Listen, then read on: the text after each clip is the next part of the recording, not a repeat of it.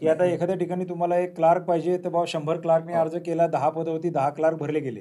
इथं म्हणजे तुम्हाला आपल्याला विषय, त्याचं समांतर आरक्षण, त्याचं त्याचं सामाजिक आरक्षण, त्याचे स्वतःचा संस्थेचा प्रेफरन्स, कोणत्या विषयासाठीची ती जागा होती ती, हे 5ही बिंदू जेव्हा टिकमार्क होतील तेव्हाच ते पद भरलं जाईल. एकत्रितपणे ॲट अ टाइम त्यातला एक जरी बिंदू म्हणजे एखाद्याकडे 4 बिंदू त्याचे क्लिअर झालेत आणि त्या संस्थेला त्यांनी प्रेफरन्सच दिला नाही तर त्या संस्थेची जागा रिकामी राहील. तर अशा पद्धतीने ही भरती जी आहे ही आपण अशी समजून घेतली पाहिजे की ही काही एकल पदाची भरती नाही की सर्वजण पात्र. इथं मुळात सगळे लोक त्या पदासाठी पात्रच नसतात, त्याच्यात काही ना काहीतरी मिसिंग गोष्टी आहेत. बरं, आता मुद्दा हा आहे की हे ठीक आहे की जागा रिकाम्या राहिल्या, बऱ्याच जणांच्या मनात ही शंका आहे की मग आता तुम्ही सोडून देणार का, हे पुढं काय करणार, हे 5,000 जागा भरणार का नाही भरणार आणि कधी भरणार.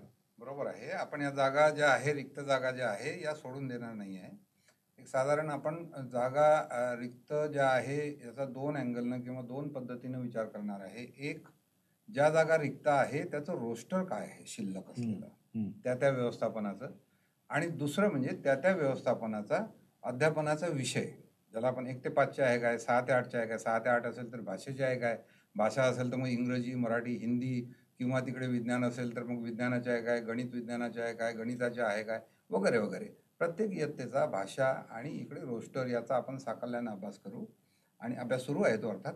आणि यानंतर आपण त्या सक्षम प्राधिकाऱ्याची परवानगी घेऊन कुठल्या जागा कायदेशीर मार्गाने भरता येते, कुठल्या जागा कन्वर्ट करता येते, याचा सगळा अभ्यास करून आपण लवकरात लवकर आपण त्यावरती येऊ. येस. कारण मागच्या वेळी पण असंच झालं होतं की काही जागा तर शेवटपर्यंत रिकाम्याच राहिल्या, तर आता आपण ती वेळ येऊ देणार नाही. जसं तुम्ही बघितलं की मागच्या वेळी निकाल जाहीर व्हायला सुद्धा कमी पद असून 40 दिवस लागले होते. आज आपण 10-15 दिवसात ते केलंय, तसेच 8 दिवसात. ठीक आहे, तर तसंच पद्धतीने आपण हेही निकाल नक्की घेऊ. थोडासा पेशन्स ठेवावा लागेल. आणखी एक मुद्दा असा येतोय की हे तुम्ही 2022चं सगळं करताय काम, 2017चे काही लोक काही कारणामुळे शिल्लक राहिलेले वगैरे आहेत. माझ्याबरोबर आपले सलील वाघमारे पण आहेत, ते आमच्या टीमचे सदस्य आहेत. तर सलील, तुम्ही काय याचा अभ्यास केलेला की हे 2017चं काय नेमकं पुढे होणार आहे? सर, 2017मध्ये ज्या टेटच्या परीक्षेमध्ये जे विद्यार्थी पात्र ठरले होते त्यांची भरती आपण यापूर्वीच केलेली आहे. पण या भरती प्रक्रियेमध्ये काही अपात्रता, गैरहजर इत्यादी कारणामुळे काही पदं रिक्त आहेत हे मान्य आहे. या पदांवर भरती होईल का, कधी करणार, अशा काही शंका आपल्याकडे येत आहेत. त्यावर मी असं सांगू इच्छितो की याचा आपण अभ्यास करत आहोत.